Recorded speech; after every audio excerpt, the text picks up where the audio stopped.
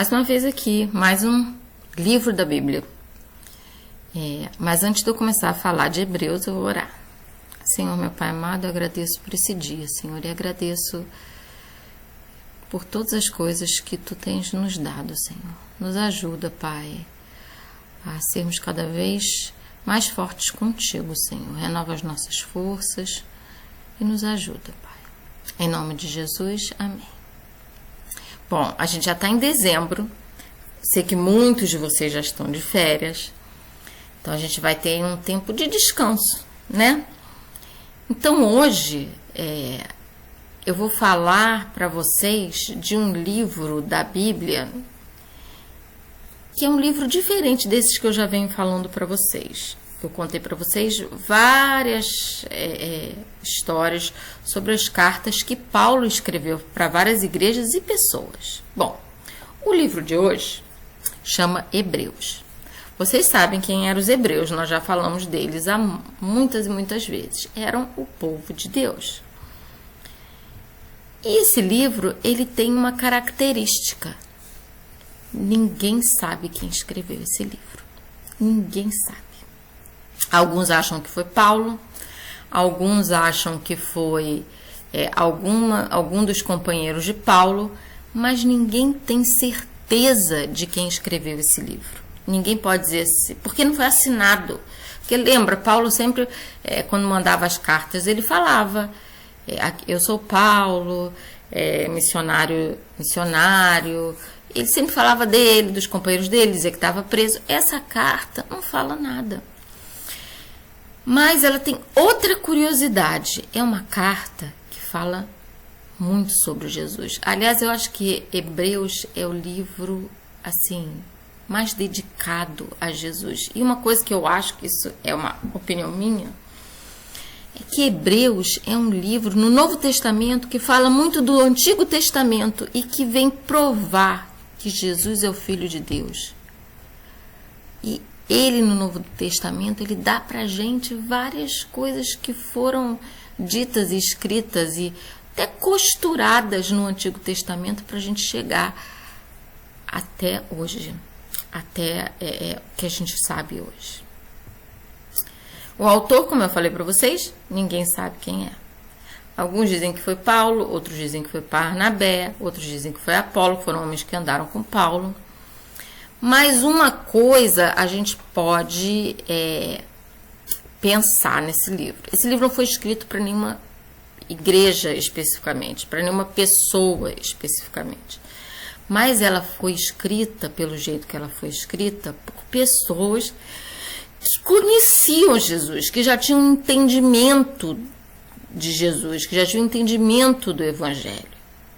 Foi escrito por alguém que andou ali naquela época, perto dos apóstolos, alguém que conhecia o que estava acontecendo, alguém que sabia da perseguição que a igreja estava passando, alguém que tinha até, de repente, sido testemunho ocular de muitas coisas. E essa carta, ela, como eu falei para vocês, ela leva completamente a Jesus. Ela fala de Jesus o tempo inteiro. Essa carta, eu estou falando que é uma carta, mas é porque a gente descarta os hebreus, mas esse livro ele fala. E esse livro de Hebreus, ele vem falar da soberania de Deus e da importância de Jesus. E ele fala dos anjos, e ele fala de várias pessoas que foram importantes na Bíblia. E aí, eu quero começar com um versículo já. Porque esse livro de Hebreus, o autor do livro de Hebreus, ele já começa falando assim: antigamente, Deus falou aos nossos antepassados de muitas maneiras, mas nesses últimos dias, Ele falou conosco por meio do seu Filho. Eles tinham a certeza de que Jesus era o Filho de Deus e que Jesus falava daquilo que antigamente tinha acontecido. Antigamente Deus falava a alguns homens, como no tempo de Moisés, Deus falava a Moisés e Moisés levava o recado para o povo. Agora não. Agora eles ouviam falar de Deus através de Jesus, através do Filho. E o autor de Hebreus diz que Jesus é o esplendor da graça, da glória de Deus. Jesus é a glória de Deus. Ele é muito maior do que os anjos e do que a lei, do que a Torá. Quando Jesus veio, a lei ela passou a ser uma coisa assim que não era a coisa mais importante. O que era mais importante passou a ser Jesus, o Filho de Deus, que veio para ser justamente esse mediador entre aquilo que a gente tinha de lei e aquilo que ele veio pela graça. E por que isso aconteceu? Por que ele era maior que os anjos? Porque Deus fez dele filho. Deus deu para ele mais poder do que ele deu para todos os anjos. Hebreus diz também que Jesus era muito mais importante do que Moisés. Jesus, ele veio como filho de Deus. Ele veio para ser o próprio Deus aqui na terra. Moisés era um representante, Jesus não era o representante. Jesus era e é o próprio Deus. E o povo de Deus teve contato com Deus como homem.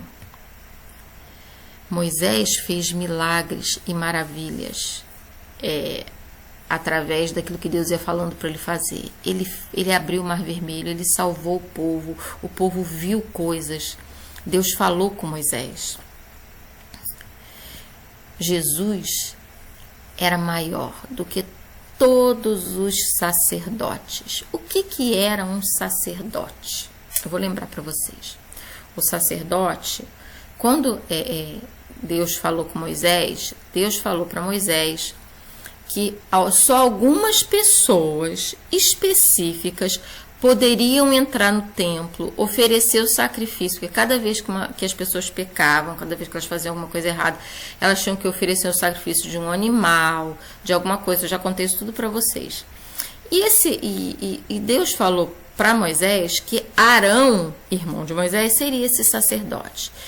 E ele, e só os descendentes dele, só as pessoas da família dele poderiam entrar no templo e oferecer o sacrifício pelo pecado e aí sim chegar perto de Deus.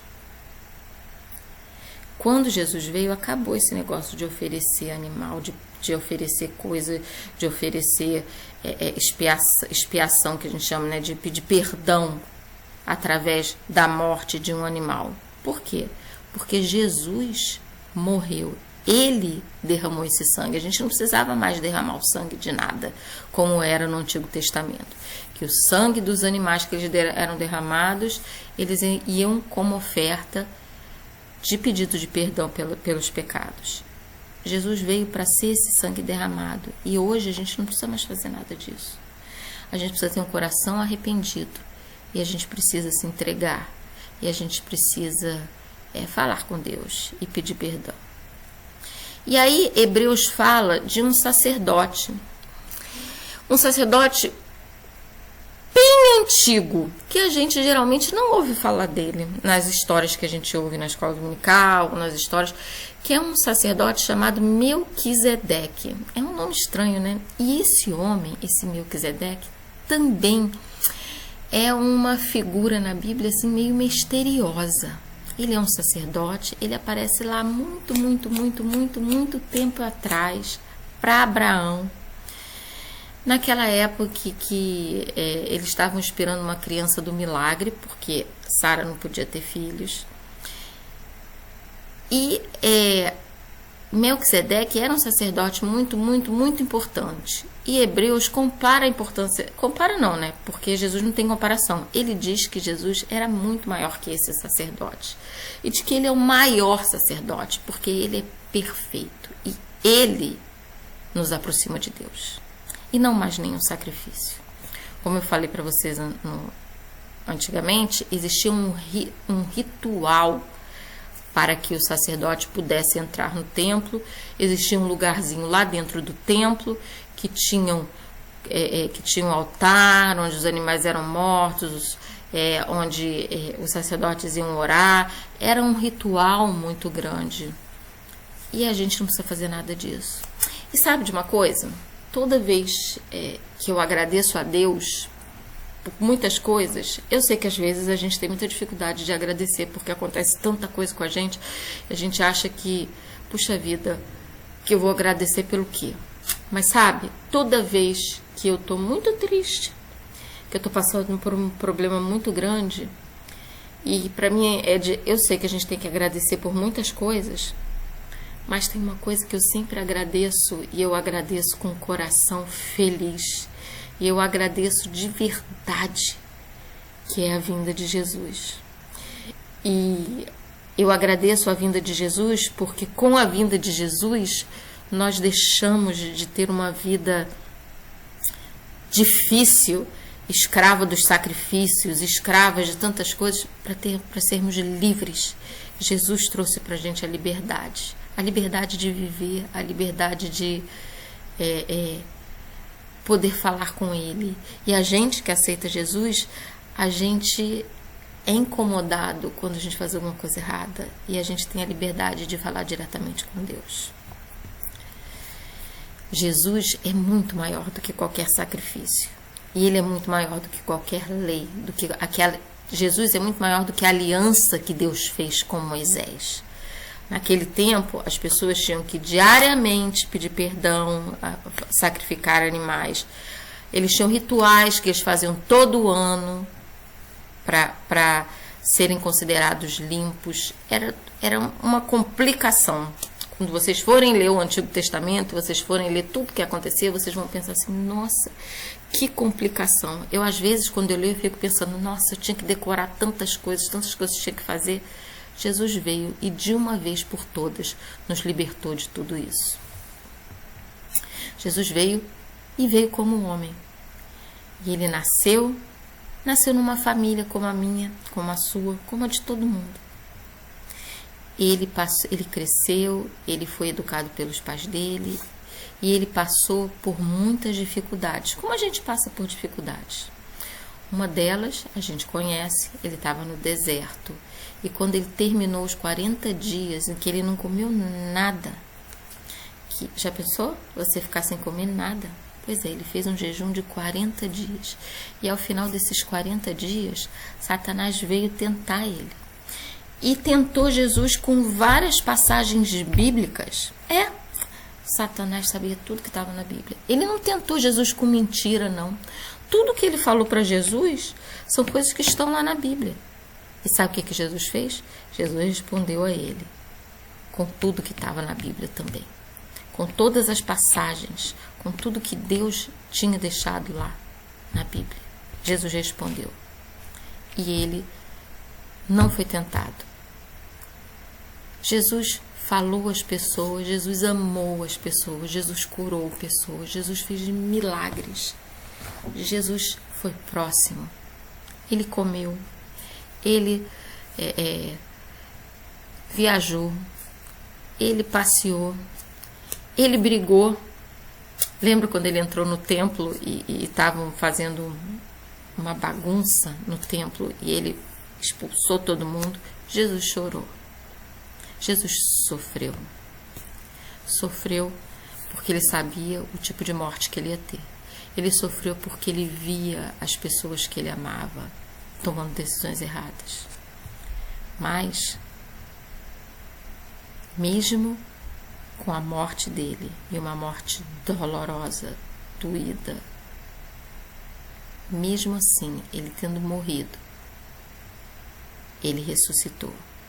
E diferente de todo mundo que a gente conhece, que morre, que a gente conheceu, que morreu, Jesus ressuscitou. Jesus está vivo. E ele é o mesmo ontem. O Jesus dos milagres, que curou cegos, que fez pessoas que não andavam andar, que espalhou o seu amor. Jesus é o mesmo hoje e vai ser para sempre. E Hebreus fala desse Jesus que é o nosso Jesus, que é o nosso caminho. Em Hebreus tem um capítulo muito interessante que fala sobre a fé. E Hebreus ainda fala que é impossível a gente agradar a Deus se a gente não tiver fé. E a nossa fé precisa ser construída. Semana que vem eu vou ver se a gente fala um pouco mais desse capítulo e eu vou falar sobre as pessoas, sobre os personagens, sobre as pessoas citadas na Bíblia de que esse capítulo fala. Mas hoje a gente precisa terminar tendo a certeza de que o mesmo Jesus que veio e que viveu aqui e que ressuscitou continua aqui para mim e para você. E ele continuará eternamente. Vamos orar. Pai amado, eu agradeço por Jesus. Eu agradeço porque tu mandaste o seu filho para nos poupar de tantas coisas. Eu agradeço pelo sangue que ele derramou e que me purificou de todos os meus pecados e que nos purifica de todo pecado. Faça-nos entender o valor desse sacrifício. Em nome de Jesus. Amém. Hoje, a atividade, eu vou começar mostrando ela assim para vocês, ó. Hoje a gente vai fazer essa cruz, que a gente põe na nossa janela e que quando o sol passa através dela, como ela é toda coloridinha, ela fica bonita desse jeito. A gente está fazendo a cruz porque a cruz é um símbolo de Jesus, a cruz vazia, porque o nosso Jesus já ressuscitou. E hoje a gente falou do livro de Hebreus, que é um livro que fala muito sobre Jesus. Vamos fazer a nossa atividade? Eu esqueci de falar da tesoura. E se você tiver uma régua e for mais fácil para você cortar com a régua, usa uma régua, porque vai ficar mais certinho, tá? Então, vamos começar. Como que a gente vai começar? A gente vai começar cortando os nossos quadradinhos, os nossos pedacinhos. Você não precisa ser muito certinho, não. Pode ser um pedacinho assim, do jeito que você quiser, tá? Pequeno, grande, porque depois, quando a gente colar, a gente vai acertando. Eu já tenho aqui os meus papeizinhos, agora eu vou colocar eles ali de lado e vou fazer a minha cruz. Bom, agora vamos cortar a nossa cruz. Eu vou dobrar o papel no meio, que aí eu não preciso cortar, eu corto só metade, a cruz vai ficar bem simétrica. E aí agora eu vou pegar a minha régua e vou marcar. Eu vou fazer um traço aqui, que vai me ajudar, que aqui vai ser, quando eu abrir, vai ficar dobrado. E aí, eu vou marcar a parte lateral da minha cruz. Para marcar a parte lateral da minha cruz, eu vou usar a régua marcando assim, ó. Eu vou fazer uma primeira marcação, e aí eu vou fazer uma segunda marcação. E aí, sim, eu vou começar a parte lateral da minha cruz. Para ela ficar do mesmo tamanho que essa, a gente sabe que vai ser dobrada, eu vou fazer a mesma coisa. Vou marcar aqui e aí só na segunda marcação, é que eu vou fechar a minha cruz aqui. Pronto. Aí agora eu apago aqui para ter ideia. Minha cruz tá assim, ó. Mas a gente vai precisar fazer uma moldura, porque na verdade eu só vou usar a moldura da cruz, porque dentro eu vou colar os papeizinhos. Como que eu vou fazer isso? Eu vou marcando aqui a largura que eu quiser e vou passar em volta dela toda assim, ó. Então, vamos dizer assim, eu vou marcar aqui 1,5 centímetro. Essa minha régua aqui não é de centímetro, mas aí você marca na sua 1,5 centímetro. E aí você vai fazer toda a sua lateral, vai fazer toda a borda da sua cruz. Ó.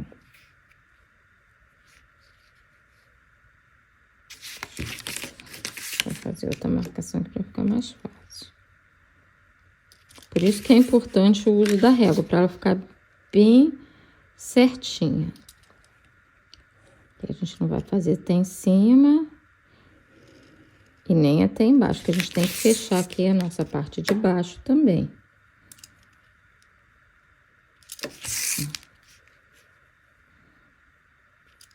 E na parte lateral da cruz, a gente vai fazer do mesmo jeito. A gente vai marcar aqui, ó, 1,5 centímetro, 1,5 centímetro e 1,5 centímetro. E vai fechar lá com o que a gente já fez. Fica bem retinho.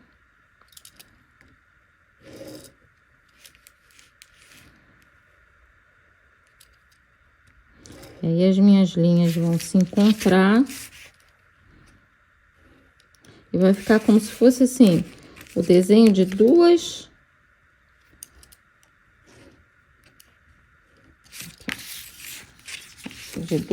cruzes. E agora a gente vai cortar. Como que eu vou cortar isso?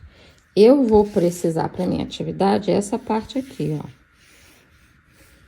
Então, as outras partes eu vou cortar e vou descartar. Depois de cortada, ela vai ficar assim, ó, com uma cruz vazada. Então, agora, eu vou pegar o meu contact.